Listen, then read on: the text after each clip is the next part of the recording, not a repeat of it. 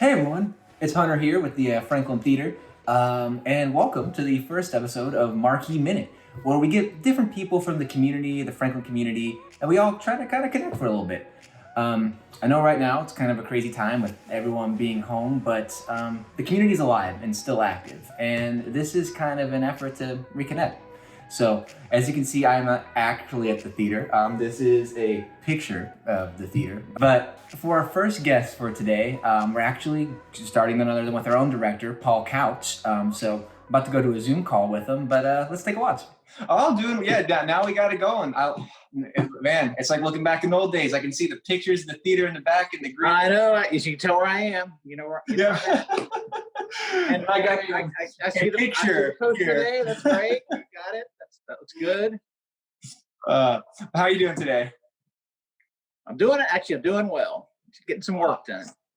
Nice. That's good. That's right at it. Well, that's perfect. Well, Paul, I'm glad you're here for our first Marquee Minute, as we're doing here, kind of connecting the community, getting us all updated together in this kind of crazy time. But it looks like you're still at it. How are things going at the theater right now? Well, it's very quiet here right now. But I like for people. I want for people to think about the theater as they've always known it, which is alive and vibrant in a place where memories get made, in a place where really like where world class experiences take place, and that's how I want people to think about this theater. I mean, I'm in it, and it's empty, but it doesn't feel empty to me. I don't think about it as empty. There's just so much. There's just been so much life and energy here that I can't think of it any other way. Oh, definitely. And so, like, with all that going on, are there new shows and stuff being planned right now? Are there new like upcoming events or? We have had a steady stream of shows that we put on sale for later this year. Again, we want people to think about us as being open, and happily people are buying tickets. Of course, the big event that we want we particularly would ask people to focus on is what we announced back in February, which is our performing arts season. The inaugural season for that. We've got 3 really exciting series of shows that the kind of things that haven't taken place here before. That we have the performing arts series, the celebration of dance series, and the family spotlight series. You can buy show tickets for all of those individual shows now, and based on what we've seen this week, people are. Oh, that's awesome. I love that. And honestly, something that I find really inspiring is that idea of the community also operating. Like the fact that the theater is not dark right now. The fact that while we are at home and we're having time to do different things, whether it's like practice a new language or do those workouts we told ourselves we were finally going to do or whatever. Yeah, right.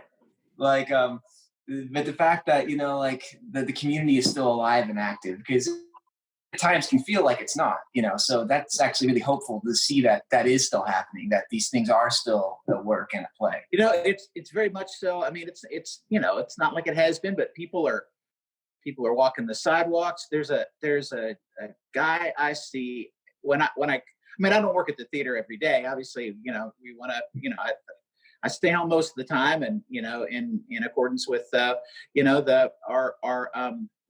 mandate to socially distance ourselves and to shelter at home. But sometimes obviously it's a building that's alive, and there's things that never shut down here. So it's important to check on it from time to time. But whenever I go home, the way I go home, there's always a gentleman standing on the street corner playing the violin. Really? He's just busking at the corner, and there might be nobody in sight, but that man's enthusiasm is the same, whether he's got nobody around him or whether he's got, people on the sidewalks. I've been seeing this guy for a couple of years anyway, but he's, it's just a pleasant looking young man, and he's a good player, but I drive by him every time I drive home from the theater. He's there and his heart's in it. So, I mean, to me, that represents so much about the spirit of downtown Franklin is we're going to make something happen here no matter what. Oh, that's awesome.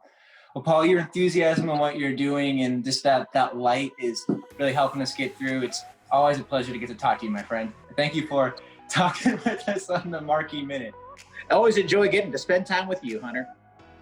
All right, well, I'll talk to you soon. Have a good one, Paul. All right, sir, you too. All right, everyone, and that's our episode of Marquee Minute. Thank you all for tuning in and watching for a second.